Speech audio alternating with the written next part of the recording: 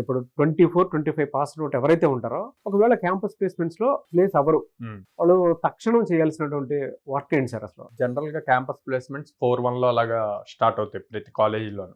So వీళ్ళు 3-2కి or third ఇయర్కి వచ్చిన దగ్గర నుంచే ప్రాపర్ గా ప్లాన్ చేసుకొని ఇవన్నీ గో త్రూ అయితే గనక ప్రాపర్ గా నేర్చుకుంటే అక్కడ క్రాక్ చేయగలుగుతారు.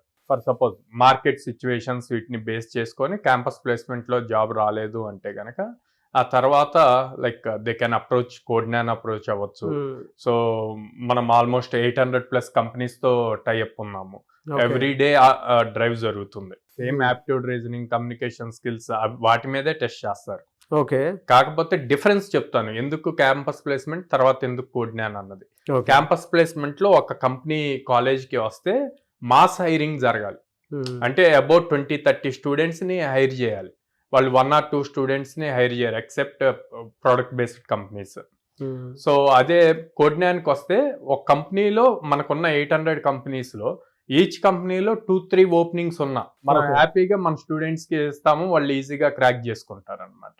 ఇప్పుడు కోడ్నాన్ లో ఉన్నప్పుడు అన్ని సబ్జెక్ట్స్ మీద ఫోకస్ చేయని అవసరం లేదు. ఫుల్ స్టాక్ లో ఉన్న front end, back end, database వీటి మీద స్ట్రాంగ్ గా నేర్చుకుంటే సరిపోతుంది.